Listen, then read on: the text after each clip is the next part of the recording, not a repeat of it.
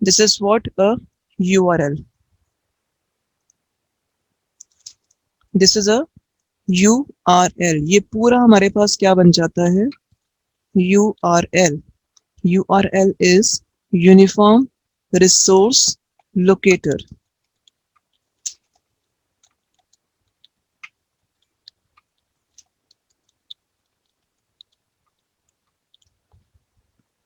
हाँ जी. सो URL is uniform resource locator. इस पूरे एड्रेस को हम बोलते हैं URL. अब डोमेन का काम कहाँ पर आता है? वी नीड टू अंडरस्टैंड कि इसमें डोमेन जो होते हैं वो क्या होते हैं.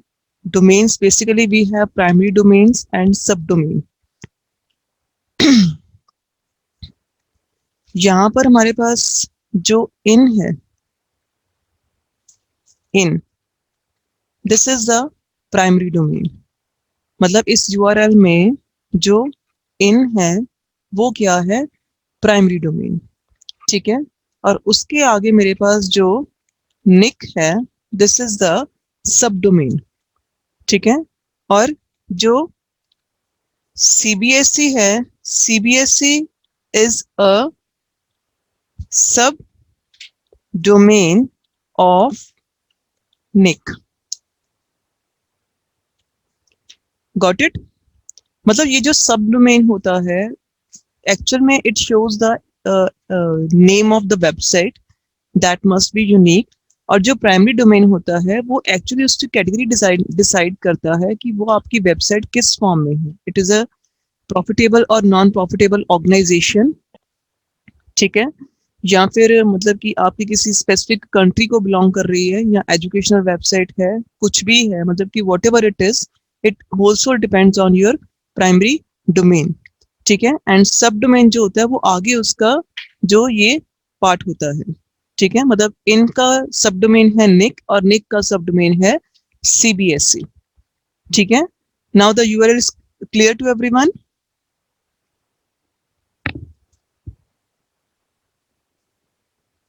Any doubt? No ma'am.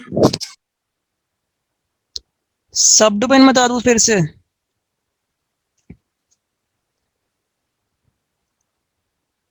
चलो किसी और वेबसाइट की एग्जांपल लेती हूँ मैं. Let's suppose amazon.in. अब इसमें आप मुझे बताओ कि which one is primary and which one is सब डोमेन.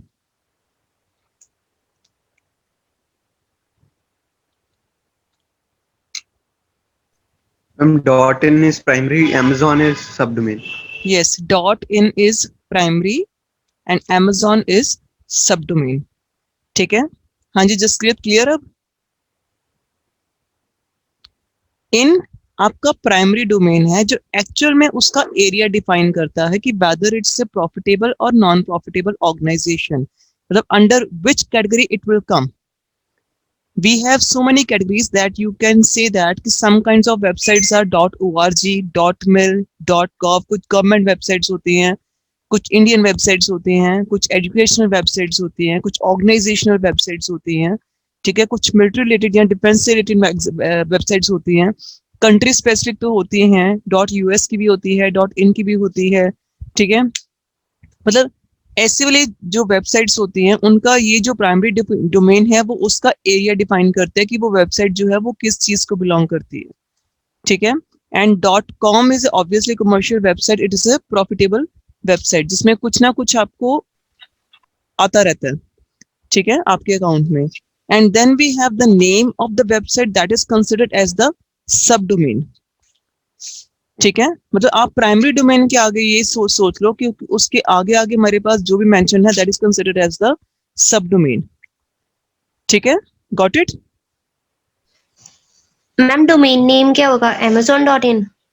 हाँ, यू कैन से ये बेसिकली आपका डोमेन नेम अगर amazon.in ही कंसिडर होगा आपका डोमेन नेम. ठीक है. उसमें आगे आप कैटेगराइज कर सकते हो कि which one is primary and which one is सब डोमेन. ठीक है. Yes ma'am. अब आप मुझे ये बताओ ये क्यों लगाते हैं हम आगे?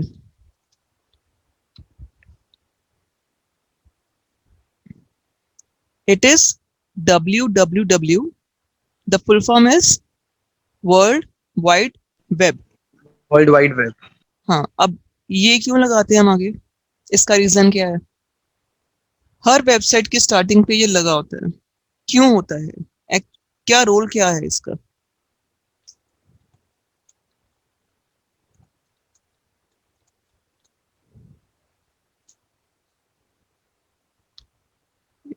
जैसनूर, it is not the address of the website. ये वेबसाइट का एड्रेस नहीं होता. World wide web actually it is a set of programs or protocols.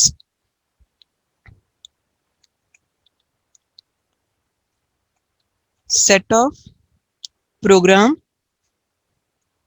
and protocols that allows a user to create and display multimedia pages and is linked to the internet. ये actual में मैंने book से ही आपकी definition उठा के लिखी है, otherwise अगर आपने देखना हो तो वर्ल्ड वाइड वेब का बेसिक रोल ये होता है कि it is a set of program और प्रोटोकॉल्स. प्रोटोकॉल समझते हो ना, सेट ऑफ इंस्ट्रक्शंस और रूल्स जो एक्चुअल में डिफाइन करता है कि how it will send your message, ठीक है, and defines the type of the message as well. Fine. So जो हम वेबसाइट एक्सेस कर रहे हैं, that actually you are receiving information from somewhere, as well as you can also send the information to your destination point. So obviously it is a set of program और protocols जो user को ये allow करते हैं कि वो अपने multimedia content को बना के डिस्प्ले कर सके, ठीक है, एंड ऑल्दो उसको वो इंटरनेट के साथ लिंक भी कर सके. मतलब कि जो आप वेब कंटेंट डिजाइन कर रहे हो, बना रहे हो, उसको इंटरनेट के ऊपर लेके आने के लिए आपका इसमें रजिस्ट्रेशन जो है वो आपकी जरूरी होती है. That is world wide web. एक तरह से इसको हम वर्ल्ड वाइड वेब कंसोर्टियम भी बोलते हैं. फाइन. क्योंकि एक्चुअल में जब आपका इंटरनेट शुरू हुआ था तो नेटवर्क की शुरुआत जब हुई थी, then it was a private affair. ये कंपनी के अंदर आ रहा था, तो ऑब्वियसली कंपनी ने अपने कुछ डेस्टिनेशन पॉइंट्स को आपस में कनेक्ट करने के लिए, कुछ ऑफिसेस को आपस में कनेक्ट करने के लिए उन्होंने क्या किया था, इनको आपस में मतलब कि एक नेटवर्क एस्टेब्लिश किया था. एंड दैट वाज आल्सो मतलब just a private affair. Then government, US government ने इसको ले लिया, ठीक है. वर्ल्ड वाइड वेब जब ये WWW कंसोर्टियम जब इंट्रोड्यूस हुआ था, उसके बाद हमारा जो इंटरनेट था वो एक पब्लिक प्रॉपर्टी बन गया था. उसके बाद इंटरनेट किसी की भी प्रॉपर्टी नहीं था, ठीक है. एवरीवन इज अलाउड टू मतलब कि वो इंटरनेट के ऊपर अपनी वेबसाइट को पोस्ट कर सकता है, कंटेंट एक्सेस कर सकता है, इंटरनेट को सर्व कर सकता है, कुछ भी कर सकता है, ठीक है. मतलब वो किसी स्पेसिफिक ऑर्गेनाइजेशन के अंदर नहीं था, ठीक है. वो सिर्फ और सिर्फ उसके अंदर था आपका, यू कैन से दैट कि एक पब्लिक अफेयर बन गया था ये. Fine. With the help of world wide web.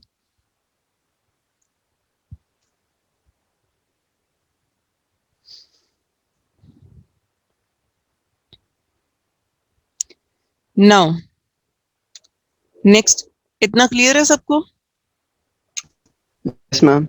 This you know that uniform resource locator, the full address of a website, that is called the URL.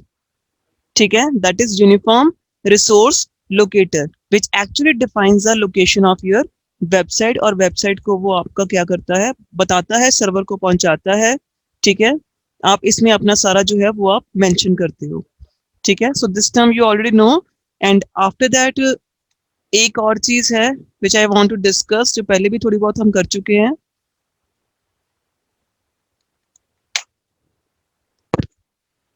हाँ जी. So email, first of all tell me the full form of email. बहुत easy है, सबको आनी चाहिए. Ma'am, electronic mail.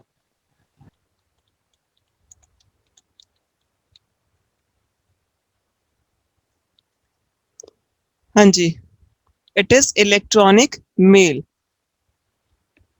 Basic इसका क्या benefit क्या है, why we are using the email?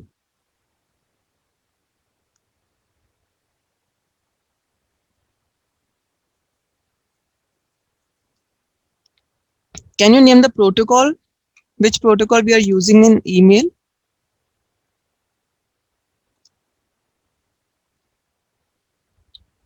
कितनी बार बताया हुआ मैंने?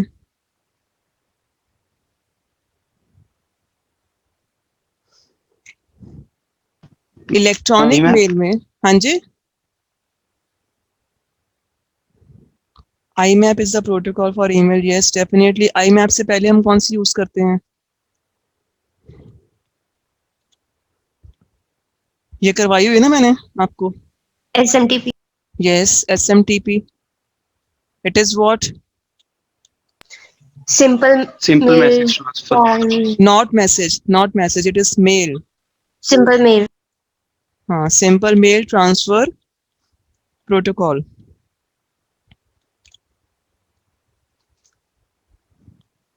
Then next we have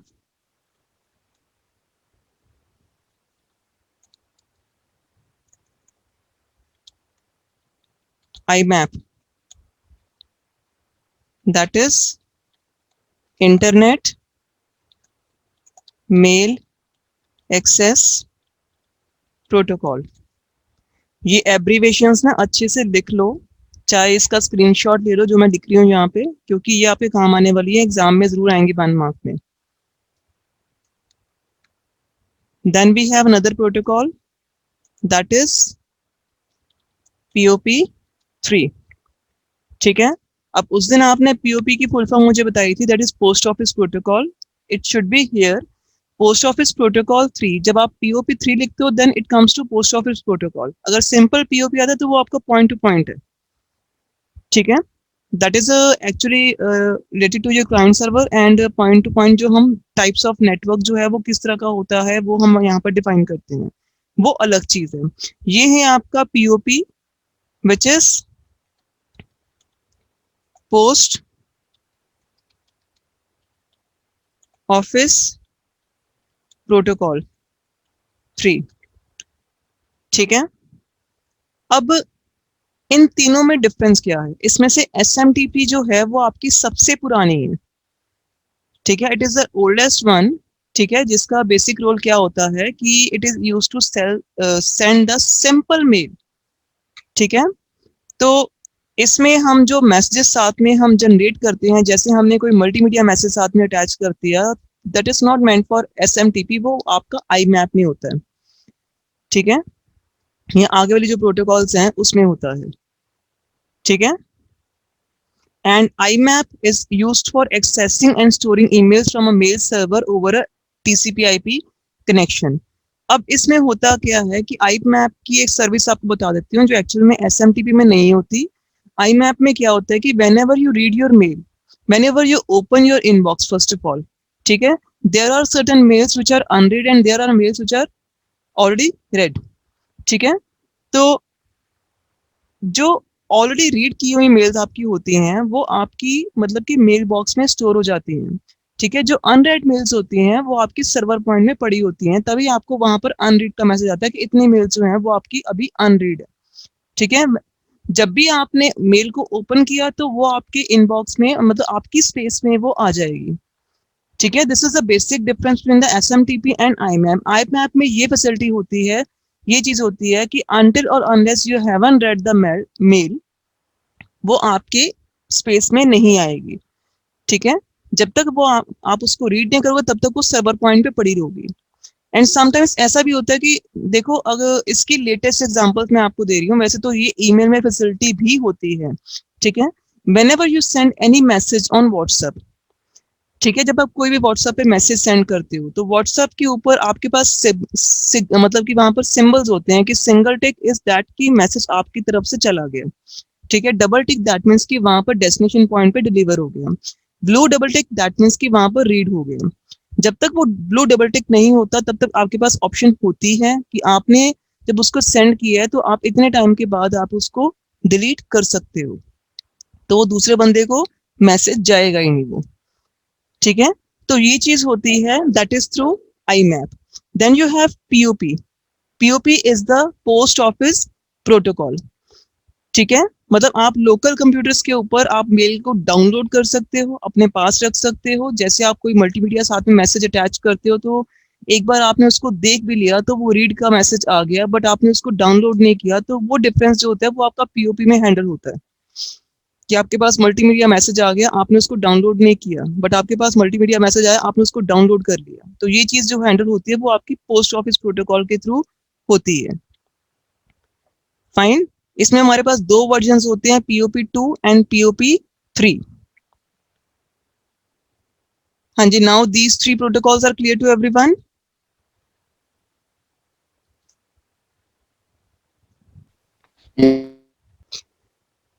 बेटा रिमोट का मतलब होता है कि when you are accessing a system from your system, मतलब the system which is on network and you are accessing that is a remote. और उसके लिए भी हमारे पास स्पेशल प्रोटोकॉल होती है विच इज कॉल्ड टेलनेट। ये तीनों जो आपकी प्रोटोकॉल्स हैं, एसएमटीपी, आईमैप, पीओपी 3, ये तीनों की तीनों आपकी पार्ट हैं टीसीपी आईपी की, ठीक है। They all are part of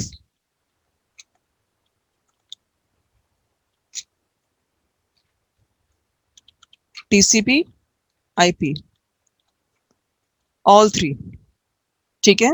post office में हमारे पास बेसिकली ऑलरेडी तीन वर्जन होते हैं, पीओपी भी होता है, पीओपी 2 भी होता है और पीओपी 3 भी होता है, ठीक है। इन दोनों में एसएमटीपी और पीओपी 3 में ये डिफरेंस आप मान के चलो कि SMTP is basically used to send the message. जब आपने मैसेज सेंड करना है, it is on sending end और सर्वर एंड, आप ये सोच सकते हो कि जहां से मैसेज आपको आ रहा है। And POP is sitting on the receiving end, कि जहां पर आपने मैसेज को रिसीव करना है, जहां से आप उसको मैसेज को डाउनलोड कर सकते हो, मेल को सेव कर सकते हो, and once you have save there is no need to open the internet connection to read that mail. इसलिए मैंने आपको वो व्हाट्सएप के मैसेज की एग्जांपल दी थी कि आपको कोई इमेज आई है, आपको कुछ भी ऐसा आया, आपने उसको डाउनलोड कर दिया, लेटर ऑन उसको रीड करने के लिए आपको इंटरनेट कनेक्शन की रिक्वायरमेंट नहीं होती। This is a functioning of POP, ठीक है। नाउ एक बार बैठ के देखो, सोचो इन तीनों मेल्स में अगर इसमें प्रोटोकॉल्स में कोई दिक्कत है तो आप पूछ सकते हो। So next we are about to discuss the chat.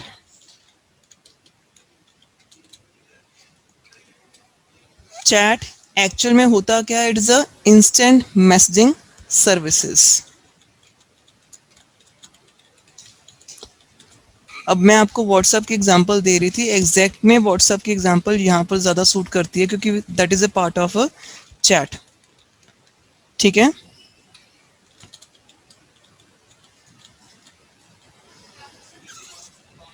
ठीक है, इसमें हमारे पास बेसिकली इंस्टेंट मैसेजेस होते हैं और जो प्रोटोकॉल जो होती है जो स्पेशली चैट पर्पज के लिए यूज होती है, that is the IRC,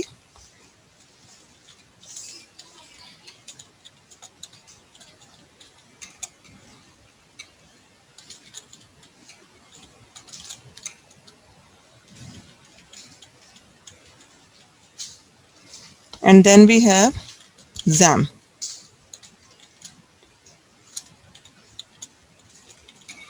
XMPP.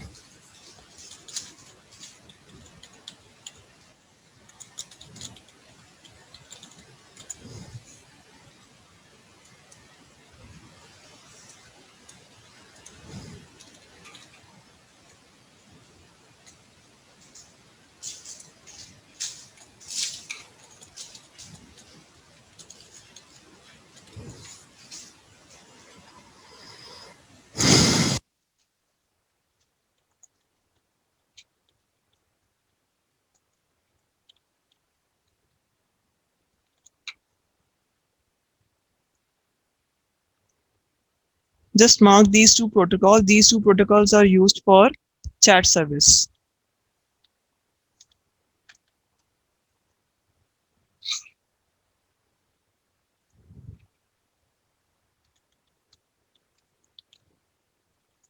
हाँ जी, इसकी फुल फॉर्म क्या है? वैसे तो मैं लिख ही रही हूँ यहाँ पे।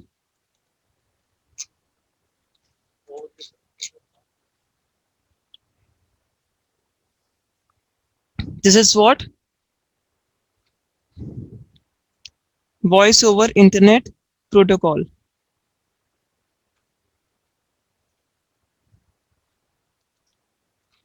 इसका रोल क्या होता है आप बताओगे मुझे? मैम ये वॉइस कॉल्स में काम आता है। यस, ये वॉइस कॉल्स में काम आता है जो वीडियो बेसिक, कॉल पे। हाँ वीडियो कॉल नहीं, voice calls. If you want to go with the voice calls ना, जैसे आप व्हाट्सएप कॉल नहीं करते, यस मैम। हाँ that is exactly example of your VoIP।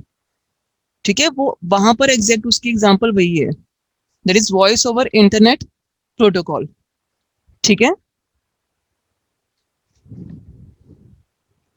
अब ये कुछ आगे टर्म्स हैं, ये तो मुझे लगता है आप सबको पता ही होंगी। Website, web page. ठीक है, वेब पेज क्या होता है कि जो आप ब्राउजर के ऊपर आप जो पेज ओपन करते हो उसको हम बोलते हैं वेब पेज। और वेबसाइट क्या होता है? It is a collection of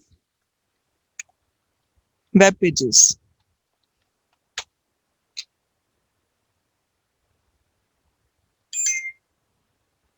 ठीक है, अब जो वेब पेज होता है वो आपका दो तरह के उससे होता है, मतलब two types of web pages are there. First is static web page,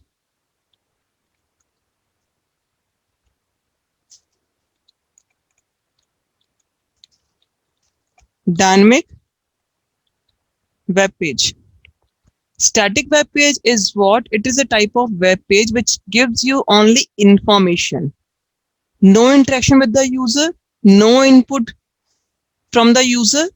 ठीक है, it is just meant for information. जैसे आप कोई टूर्स एंड ट्रैवल्स की आप वेबसाइट एक्सेस कर रहे हो जो सिर्फ आपको जगह की इंफॉर्मेशन बता रहा है, that is a static web page. कोई गवर्नमेंट वेबसाइट्स आपकी होती हैं जो सिर्फ और सिर्फ इंफॉर्मेशन पर्पस के लिए होती हैं। ठीक है, तो वो होती है आपकी स्टैटिक वेब पेज। जो डायनेमिक वेब पेज होता है जहां पर आप अपना कुछ एंटर करते हो, you click the button and you are redirecting to some other page, तो वो होता है आपका डायनेमिक वेब पेज। जैसे आपका लॉगिन का पेज हो गया जिसमें आप अपना login ID and password fill करते हो। मतलब आपकी भाषा में आपको ये चीज बोल देती हूँ कि the web page which is attach to some kind of backend, जो किसी बैकएंड के साथ अटैच है, आपसे वैल्यूज कलेक्ट हो रही हैं और वहां पर जा रही हैं। ठीक है, तो that is a dynamic web page. और सिंपल फॉर्म में आप ये भी कह सकते हो कि it demands a user input and works on that user input. जो भी वैल्यू यूजर के थ्रू इनपुट हो रही है, ठीक है, उसके ऊपर वो वर्क कर रहे हैं। Static web page is what? जो सिर्फ और सिर्फ इंफॉर्मेशन डिस्प्ले के लिए यूज कर होता है, दैट्स इट। ठीक है, अब इसको मैं क्लियर कर दूं, इसमें से कुछ चाहिए तो नहीं आपको, क्योंकि पेज मेरा भर गया है। ठीक है, so I need to discuss some more terms. Now we have web server. Web server जो वेब पेजेस को स्टोर करता है, ठीक है, and whenever the client request, तो उसको वो वेब पेज जो है वो एक्सेस करवाता है। तो बेसिकली हमारे पास यहाँ पर दो चीजें हो जाती हैं, जस्ट वेट।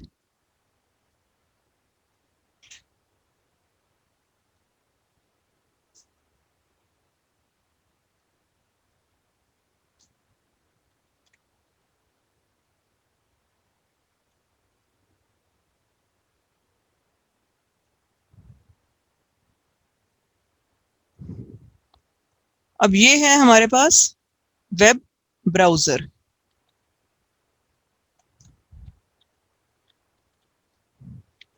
और ये है हमारे पास वेब सर्वर। ठीक है, web browser basically the browser you have open, आप क्रोम ओपन करते हो, सफारी ओपन करते हो, ठीक है, या कोई भी ऐसा ब्राउजर यूज करते हो, तो जब आप उसको ओपन करते हो, ठीक है, तो ओपन करते वक्त आप उसमें यूआरएल में कुछ यूआरएल फिल करोगे, एड्रेस बार में किसी वेबसाइट का नेम फिल करोगे, तो वो आपकी जाएगी यहाँ पर रिक्वेस्ट। ठीक है, वो आपकी जाएगी रिक्वेस्ट, किसको जाएगी? सर्वर को। ठीक है, और सर्वर जो है वो उसको एक्सेस करके आपको वेब पेज का एक्सेस प्रोवाइड करेगा, तो उसको हम क्या बोलेंगे कि सर्वर आपको क्या करेगा? रिस्पॉन्ड। ठीक है। So this is the exact diagram of a client and server में भी आपका यही यूज होता है। ठीक है, जहां पर हमारे पास जो वेब ब्राउजर होता है वो एक्ट करता है एज ए क्लाइंट। ठीक है, और वेब सर्वर जो होता है वो एक्ट करता है as a server.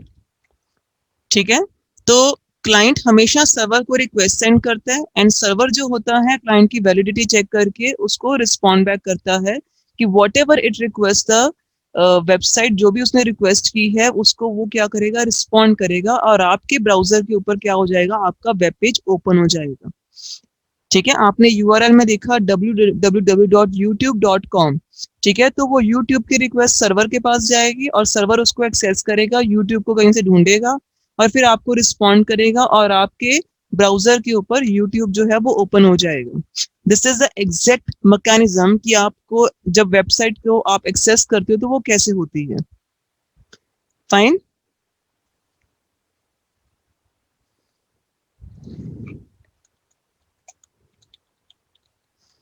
Now we have web hosting. ये छोटे छोटे टर्म्स जो है इंटरनेट आपके नेटवर्क के चैप्टर में बहुत सारी ऐसी हैं। ठीक है, तो you just need to hold कि आप मतलब कि इन चीजों को ना एक बार अपने माइंड में रख लो, चाहे इसके साथ साथ में स्क्रीनशॉट्स लेते रहो ताकि आपको पता चलता रहे।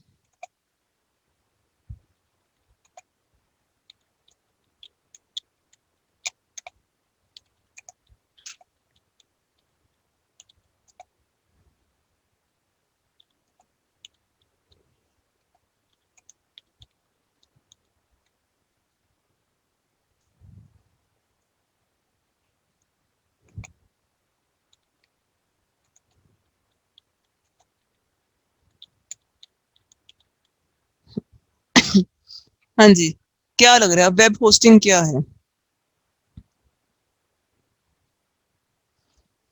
जब कोई कंपनी आपको इस तरह की फैसिलिटी प्रोवाइड करती है कि आप वेब बेस्ड एप्लीकेशंस जनरेट कर लो तो उसको हम क्या बोलते हैं, वेब होस्टिंग। ये पॉइंट क्लियर है?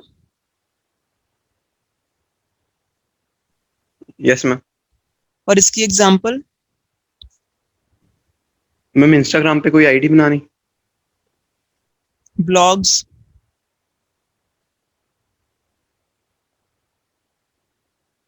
कंपनी की तरफ से आपको स्पेस मिल रही है कुछ वेब बेस्ड एप्लीकेशन जनरेट करने के लिए, blogs can be the example. आपको ब्लॉग्स की एग्जांपल, आपको स्पेस मिलती है कि आप वहां पर अपना ब्लॉग जनरेट कर सको, अपना खुद का वेब पेज जनरेट कर सको। ऑब्वियसली जो आप इंस्टाग्राम के ऊपर आईडी जनरेट करने की बात कर रहे हो या फेसबुक के ऊपर आईडी जनरेट करने की बात कर रहे हो, वो चीज भी ट्रू है क्योंकि वहां पर भी आपको एक स्पेस मिल रही है अपना खुद का पेज जनरेट करने के लिए। ठीक है, अपना खुद का प्रोफाइल जनरेट करने के लिए। ठीक है, एक वैसे आपकी ये भी होती है, मैं आपको सिर्फ यहाँ पर लिख के बता रही हूँ कि it is a top level registration company जो आपको बेसिकली प्रोवाइड करती है वेब होस्टिंग साइट्स india.co.in। ये एक ऑथराइज्ड वेबसाइट है। ठीक है, टॉप डोमेन रजिस्ट्रेशन नेम है। ठीक है, जिसके अंदर हमारी जो वेब होस्टिंग कंपनीज होती हैं इंडियन की वो सारी आती हैं and they are providing you space to create your own pages. ठीक है, या वेब बेस्ड एप्लीकेशन जो है वो आप उसके ऊपर जनरेट कर सकते हो। फाइन।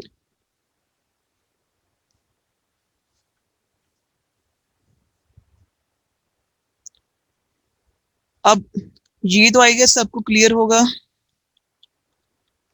वेब ब्राउजर्स बेसिकली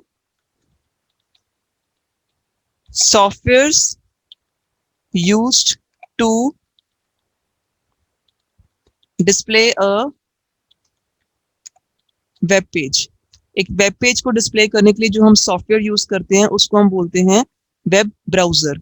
ठीक है, कॉमनली यूज वेब ब्राउजर्स के नेम बताओ जरा, जो हम कॉमनली यूज करते हैं, जल्दी जल्दी बताओ। It's less than 1 minute, time is left.